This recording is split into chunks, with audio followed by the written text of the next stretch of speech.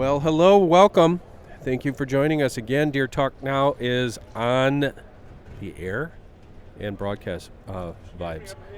I am Dan Schmidt, your host. Thank you for joining us. We are on location again here in Indianapolis at the Archery Trade Show 2023. My special guest today is Josh Honeycutt. You've read Josh's articles in deer and deer hunting for years. You've read him other places. You've seen him all over the place. He is the up-and-coming star in this space, I would say. Josh, welcome to the program. Well, I appreciate that. That's awful nice of you.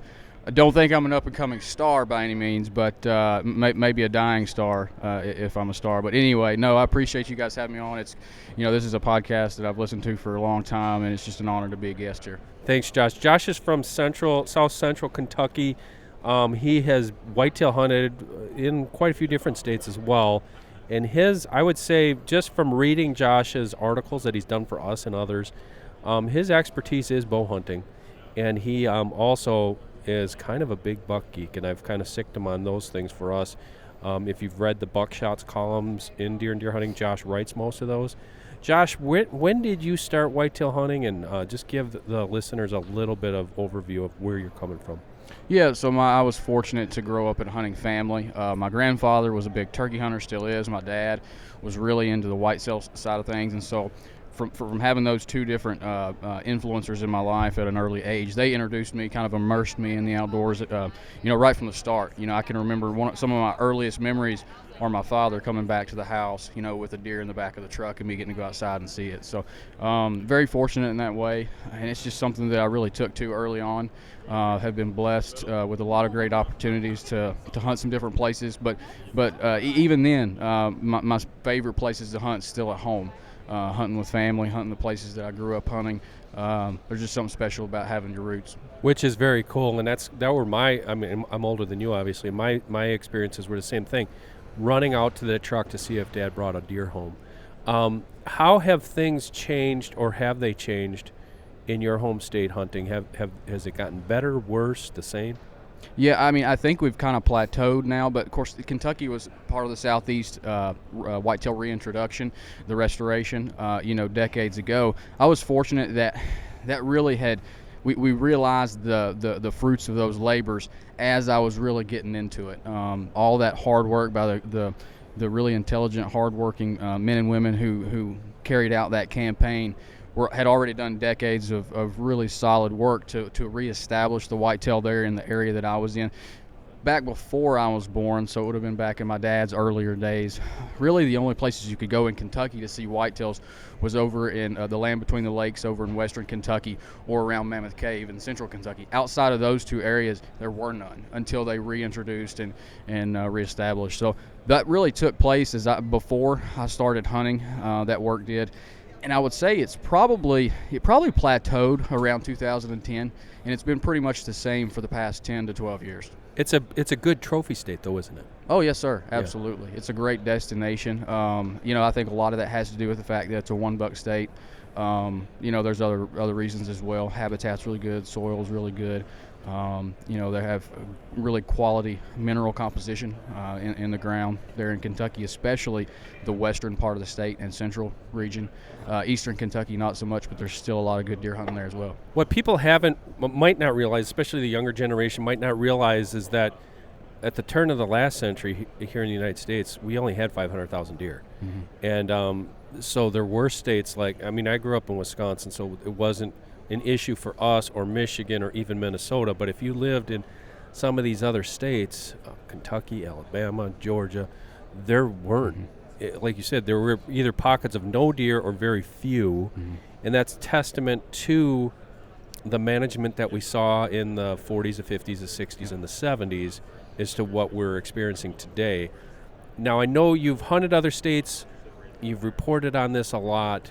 If you would go across that breadbasket of the United States, who else would you put in that category that have really brought their herds up to respectable sizes plus trophy potential? Well, I'll start close to home and places that I frequent. Ohio and Indiana, I think, you can't really call them sleepers anymore, but those are two phenomenal states that have come a long way in the past, especially the past 15 years. First, Ohio, which I spent a lot of time hunting there. I've hunted there every season for the past 7 seasons, and it's a phenomenal state. Indiana has come around a little bit later, but it too, they've made a lot of great changes that has really fostered that bounce back, if you will, and it's a phenomenal state too. As, in my opinion, as you move over into the Midwest, I think Oklahoma just might be the biggest. And I've not hunted there yet; it's on my bucket list. But I have a lot of friends who hunt there, and they're constantly talking about Oklahoma. It might just be, along with Mississippi and Oklahoma, in my opinion, might be the two biggest sleepers, between the Midwest and the Southeast. I would agree with you on that, especially for Oklahoma. It's got some phenomenal deer hunting. Why do you think? Are there specific things for, like, say, Ohio or Indiana? What has allowed them to make these great leaps? Again, it's just my opinion, but Ohio is really good about letting those deer make it through the rut. They don't have a rifle season that coincides with the rut, with the exception of kind of the tail end. It was maybe with their youth season, which is phenomenal. I really think that's great. But I think that's probably the best thing that Ohio is going. They're a one-buck state. They don't really have any gun seasons during the rut, so that just allows, whether you like that or you don't, it does allow deer to advance to older age classes.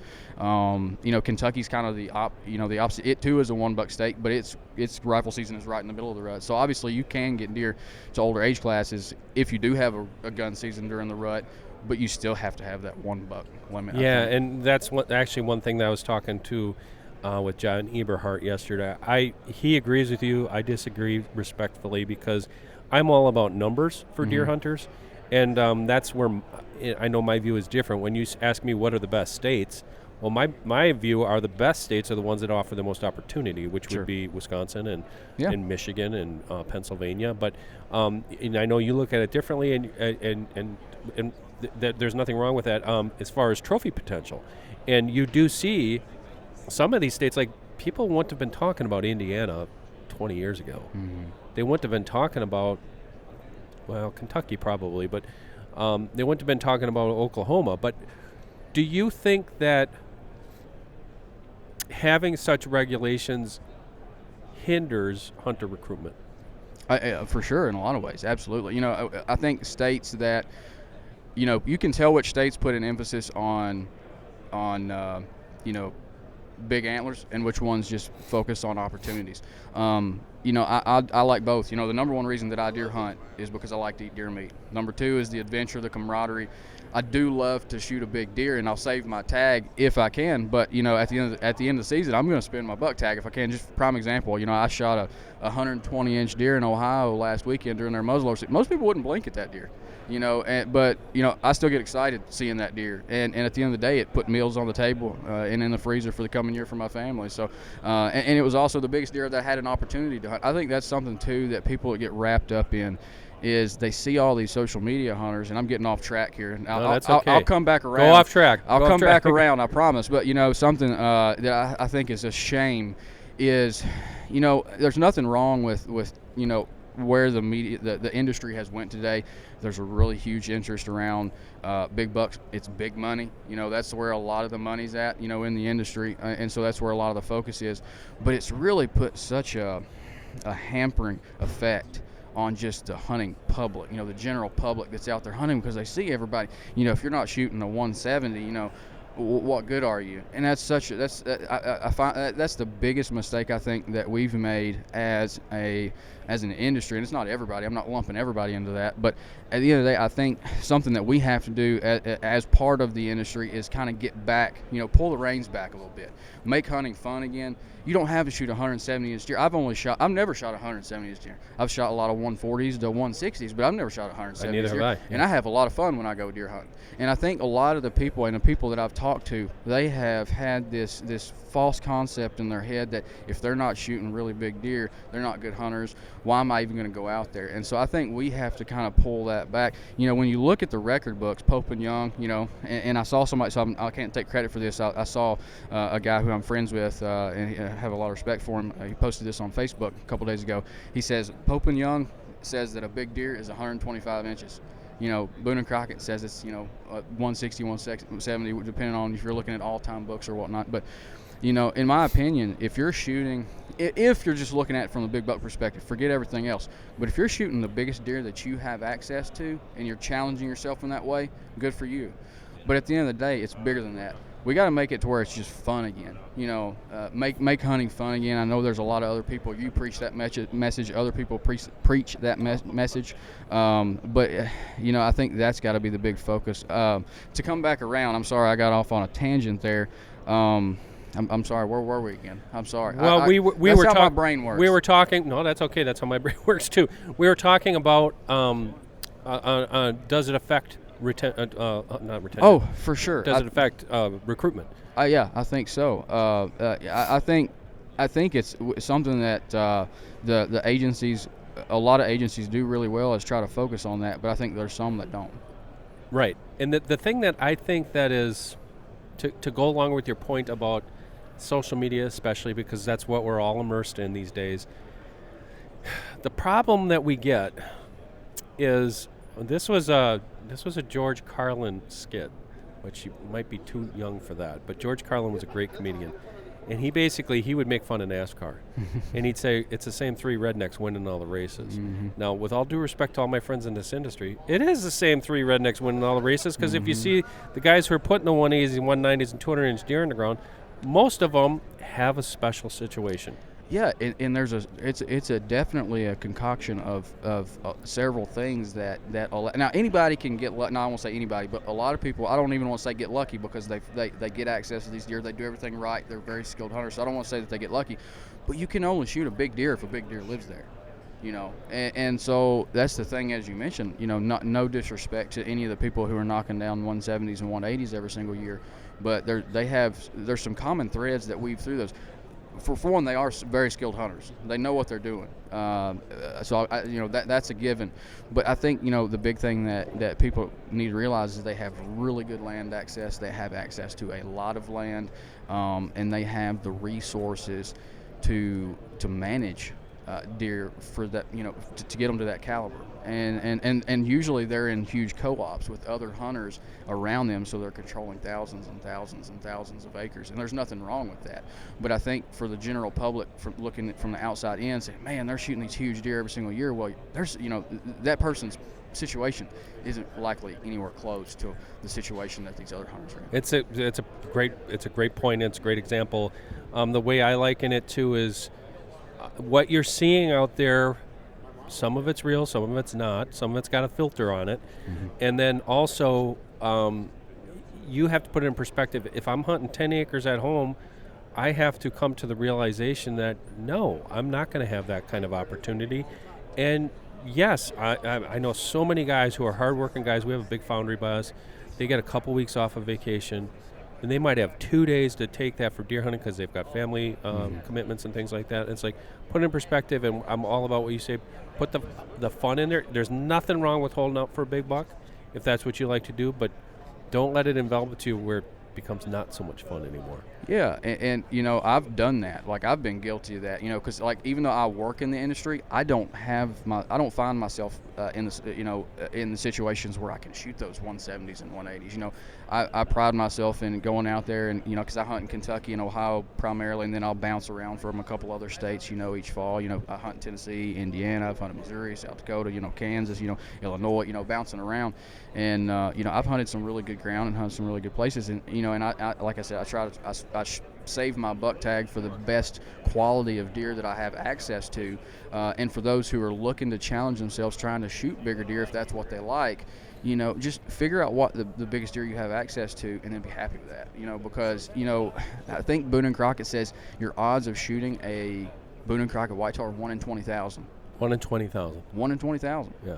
You're probably not going to ever shoot 170 plus, 180 plus inch deer. I'm probably not going to. Nobody, most people out there aren't going to. And so it's just one of those things where you got to be happy with what, there's one good thing, one lesson that, I was raised in the church. And so one big lesson that I've always been taught is be content. Contentment is happiness. Excellent. And contentment with what you have access to in the deer woods, not being greedy, not being, not coveting what other people have. Excellent. is really something that I've been guilty of. I've been guilty of that. So have I. I've been guilty of many things, but that's one thing that I've been guilty of is coveting big deer. And that's something that I've moved past, thankfully. I don't worry about that anymore. Just like this past weekend, I've been fortunate to shoot some 140s in Ohio where I hunt, but this season, due to, I think, EHD, some deer getting killed by neighbors, the biggest deer I had come late season was about 118, 19, 20 inch deer. I mean, not measuring, but somewhere in there. And I was happy. I was tickled pink with it, by the time I got the my tag on that deer. And I think if people kind of rein it back, figure out what they have access to, and then be content with that. There's nothing wrong with striving for more. So I don't want to, Right. But at the same time, as you're going along through that journey, being content with where you are right now while you're striving for something maybe better in the future is really the key, I think. I love that, Josh. I love that theme. I want you to write an article about that, about contentment. I don't know if you remember this one, and I do not want to take this down a path, but I'm going to, because I do not, I'll wear my faith on my sleeve with anybody, but I had Zeke Pfeiffer write an article for us a few years ago, and it was called False Gods. And basically, I kind of pitched, Zeke is a reverend, and I said, is this all a false god? We're putting all these deer on the wall, and we're worshiping them, and it's false idolatry. Yeah. And it kind of took him aback a little bit. And I'm like, I'm not trying to make this more than what it is, but it kind of goes to that whole, because I've said exactly what you said about contentment. I shot 2 spikes this year. That's awesome. One was wounded. One had a busted leg, and I'm like, in all good conscience, I cannot let that deer, he's a 3-legged deer. He's barely, Ian was filming me, or were you filming me? Mac was filming me. And I have to well, that's your buck tag. That is my only buck tag with the gun. But it was the right decision. And I'm not trying to be holier than thou, but it's just like that was the right decision. Yeah. But I was happy with it. Absolutely. I was happy with it. And people say, you've done this. I've done this for 30 years. Yeah. I've killed a lot of deer, and it's like, and I've never killed a 170. Yeah. I've killed some beautiful deer, but guess what? They were all with somebody else. Somebody else took me out, put me on their land, and that is kind of the thing. Okay, I don't want to go off on that tangent too much. The one thing I wanted to, well, there's 2 things. One thing is a fun one. So you can never hunt in Kentucky again. Where would you go? What would be your number 1 place to go whitetail hunting? I would cry for a little while. And the reason I would cry is because the biggest thing for me whenever I'm deer hunting is not necessarily, it is about the animal, but it's almost as much about the places. My favorite places to hunt are places that I have memories, because I can sit in a tree stand and think back to this, or think back to that, or think back to when I was, sitting there with my grandpa or my dad or my cousins or whatever, and that's a big part of it for me. But if I had to pick one state, it would probably be Ohio, just because that's where I've spent the most time. And you've had memories there, so that kind of goes along that same mentality. Yeah. That's awesome. That is awesome, because people ask me the same question, and me, it's not about trophy. I could care less. I love killing big buck. Don't get me wrong, love killing big buck, but for me, it's the memory and it's the people. Yeah. And that's an awesome answer. My favorite memory, 2 of my favorite memories, my dad, he went with me on several years ago. I think it would have been the second or third year, maybe. Second year, I think, that I leased in Ohio and started hunting in Ohio. Because if you I hunt public up there, but if you want to hunt private, you're going to have to pay for it. Unfortunately, it's hard to get permission anymore, especially in big buck states like that. I've tried, but anyway, my favorite memory up there was when my dad shot his first out-of-state deer and helped him pack that deer out. So that was cool. Another memory that I have from up there is not this past season, but the season before. I shot my first and only buck in the snow with a bow. Oh, cool. Living in Kentucky, I'm so far south that I don't get to do that very often. We just don't get the circumstances, the right weather patterns to do that very often. And so it was so cool. I shot that deer in the snow with a bow, and it died over a mountain down in a valley. So you got to trail it. So I got to trail it in the snow, and then my buddy and I, we actually found the deer, quartered it up, actually deboned most of it, and packed it out on our packs, out of the mountains in the snow. And so that was really cool. But yeah, it like you said, for me, it goes back to the memories. I would definitely have to choose Ohio if that was. That is awesome. state. I love the snow trailing example too, because we take that for granted by us. Mm-hmm. And there's nothing like a fresh snow and being able to trail the deer. Mm-hmm. I mean, you shoot one in the falls, it's great. You're happy that it's down, but seeing that blood on the snow it does trigger something primal. Let me get to one other topic. It's a unique viewpoint that you've brought that I've seen. You've done numerous articles on it, but we talk about mistakes in hunting a lot, and what are some of the things people do. And I know you do a lot of early season hunting, but one of the things that kind of stuck in my mind was your view on hunting the rut. And correct me if I'm wrong, I'm going to try to paraphrase it. The average guy gets so jacked up to hunt the rut that they sprint. It's almost like a sprint out there, and then after the first week, they're kind of burned out. And some things that you have said and written about is like, don't dismiss those later stages of the rut because it can be really effective. Yeah, I think so. To be fair, the rut's actually probably my least favorite time of year to hunt. Just from a purely tactical standpoint, I prefer the early season, then probably the late season, then probably the pre-rut, then the rut. Just because if you've prepared as a hunter, you don't need the rut. And I'm not throwing shade on people who like to hunt the rut, but if you get out there and do a lot of scouting, if you pattern deer, figure out where they're feeding, where they're bedding, where they're watering, connect the dots, the rut messes that up, obviously, because there's no patterning, they're here today, they're tomorrow. And so if you're the type of hunter that really enjoys the process, I think the worst time of year for that hunter is probably going to be the rut if they enjoy that process of patterning. But I think, like you said, I do agree. I think once you get into the rut, I think actually the late rut can sometimes be even better than earlier on, because as you've preached a lot, I've heard you say it a lot. A lot of the times they start. Obviously, it depends on the circumstances, but the really big mature deer. In the Boone and Crockett books, if you like big bucks again, we're on the big buck topic again, but if you like big bucks, a lot of the really, really, really big deer were killed in late November, at least in my area where I'm at, because those deer, they're having to search more and search further and move further to find those last estrus does, and so they end up moving more. And so if you, like you said, if you do expend all your vacation days and all your energy, in early November or mid-November, you miss out on that later November action. Man. All right, let's take a break to thank one of our sponsors. Today's episode of Deer Talk Now is brought to you by Walkers and the new FireMax Digital Shooting Muff. Featuring all new digital omnidirectional microphones, the FireMax features a slim, low-profile design with rubberized finish. A high-performance digital audio circuit delivers blazing fast reaction time, and the muff's rechargeable USB is good for a charge of up to 150 hours of battery life.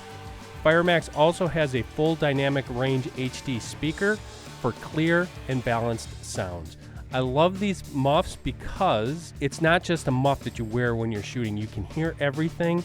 It's got noise canceling, the highest technology in hearing protection.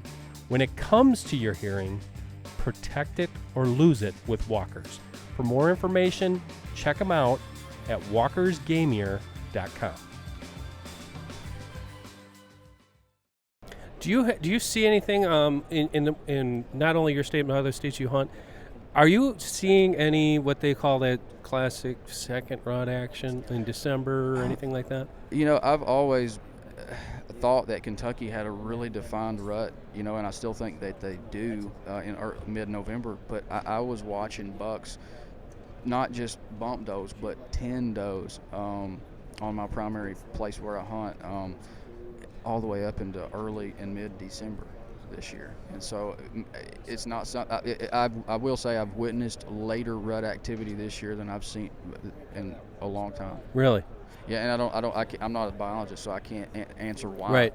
But I did witness a lot later rut activity this year, and it wasn't just one-off occurrence. It was like, I would say I shot my Kentucky deer on November 22nd, I think it was, and he actually bred a doe right before I shot him. Wow.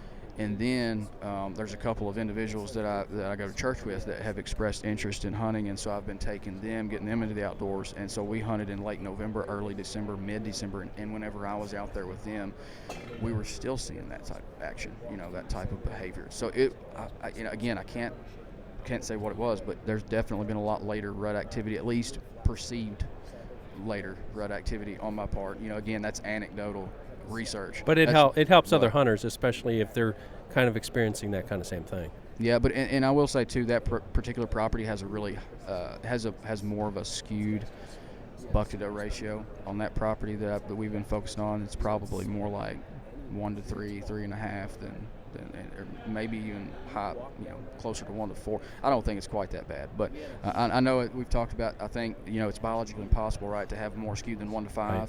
So it's probably not quite 1 to 4. It's probably like 1 to 3, 1 to 3.5. But and that maybe a lot of those got missed because of that. I don't know. Yeah, but, and it's a fascinating topic. When people talk about it, I kind of almost steer away from it because you kind of got to be geeky about this stuff to understand it. And I'm not saying that people can't understand it because they're basically basing everything off what they see. But a small, very microcosm look at it, if you have a small property, I always say you have to have that bird's eye view. Because if you are seeing what you think it's just this enormously skewed, antlerless deer, a lot of those are males. And then those bucks, Charlie Alsheimer always said it, they're going to be where the food is, they're going to be where the party is, and it's somebody, especially in today's age, we look around this archery trade show, and you see big, expensive food plot equipment and things like that. Some guys are making their properties meccas that are going to be holding those deer for longer periods of time. What about population-wise? Have you seen, I know this is very regional, but I have seen pockets across the country where I say it's time to put the brakes on killing does. Have you seen that? Well, I think so. There's a lot of places for sure. That particular property I was talking about has a lot higher deer density because it's CRP, and there's a lot of CRP ground in South Central Kentucky that really I think it's all about the habitat. That CRP, where you have that really contiguous early successional habitat, is really good fawning cover. It's a lot harder for the coyotes and bobcats and other predators to find them when you have that unbroken CRP, and that's what this is. It's a couple hundred acres and mostly CRP. And so generally all the does that I see later into fall and even into winter they still have 2 fawns. Whereas other places that I hunt, 20, 30 minutes away has no CRP. The habitat is not nearly as good. A lot of the timber is mature, and you might see 1 fawn for every 2 or 3 does. Yeah. And so I think you're right. I think there's a lot of areas, and I think it all comes down to habitat. A lot of the habitat is poorer today than it was 10, 20 years ago. And maybe that's cyclical. I don't know. But I do think in areas that has poor habitat, where you're seeing a lot lower fawn recruitment rates, especially the southeast, that's probably where it's the worst. And maybe even up there where you guys are at, where there's been a lot of kill off due to certain regulations. Yeah, no, it's some great points you bring up there, and those are things that I would emphasize. So you basically, if you're doing it yourself, you're going to have to look at that and make some decisions. Okay, Josh, where can people find more of your work? I know you do a lot online. Where can they find some more of your articles? Obviously, I'm going to say deeranddeerhunting.com because that's where we have a lot of things. But some of the other things you're doing, social pages, etc. Yeah, so you can follow me on Instagram. I'm on there, Facebook. I do film all of my hunts for Hunt Stand, so that's where you can see a lot of the, how my season plays out, and the people that I'm helping to take in and stuff like that. So they can find stuff there. But yeah, I really appreciate the opportunity on the past years to contribute to Deer and Deer Hunting magazine. That's where I'll tell everybody to go. I really appreciate that. That's just been an honor and a true blessing to be be able to work with you guys and to be able to share. I am certainly no expert, but I've made a lot of mistakes as a deer hunter, and so I've learned from those mistakes, hopefully, and hopefully help others not have to make those same mistakes. So I just appreciate all the lessons that I've learned and the ability to share those in the form of articles and content with you guys. So and thank you. we really appreciate it too. Josh is a great writer, great communicator, and Communicator of the Year award that you just received here not too long ago too. It was last year, yeah. Last year from the NDA. Yeah, yes. this year was Alex Robinson, who is he's one of my heroes yes. as far as outdoor content contributors and creators. So he won this year, and a big shout out to Alex. He was more than deserving of that award. So very cool. Okay, for Josh Honeycutt, Josh, thank you very much for joining us today. I am Dan Schmidt. Again, check us out at any place where you can download a podcast, or you can watch these on social media and the deeranddeerhunting.com website. For Josh, next week we will join you again for another episode of Deer Talk Now. This episode is brought to you by Drop Tine Spirits and their premium 12-point bourbon whiskey. The story of Drop Tine's finest bourbon starts with being double barrel aged. What this means is they first aged the bourbon in new charred oak barrels in America's heartland, then sent it to California to be finished in the salt air of the Pacific in the finest brandy barrels. Finishing their bourbon in brandy barrels was the choice of many trials to find flavors as unique as the Drop Tine deer. They wanted a bourbon that is not only warm to the palate, but it would sip smoothly and leave notes of fruit behind. They found the perfect brandy barrels in the Russian River Valley near Sonoma, California, and what they created is a bourbon whiskey that exhibits a sweet, floral, almost honey-like aroma balanced by caramel, toasted wood, brown sugar, and toffee. 12-point bourbon is only available online. To get a taste for yourself after the hunt, visit droptine.com. Deer Talk Now is also brought to you by HuntStand and the new HuntStand Pro app. Let me tell you, I've been using the HuntStand app for a couple seasons now, and I can honestly say it has changed the way I hunt. There's no more guessing on wind direction, property lines, and stand locations. The app takes my hunting to precise new levels that help me be more successful. The new HuntStand Pro app unlocks unlimited property data on a nationwide basis, including detailed property boundaries throughout the United States and most of Canada, including property owners' names in the United States with detailed ownership information. You can also access detailed public land maps and search for properties on a county, state, or province level.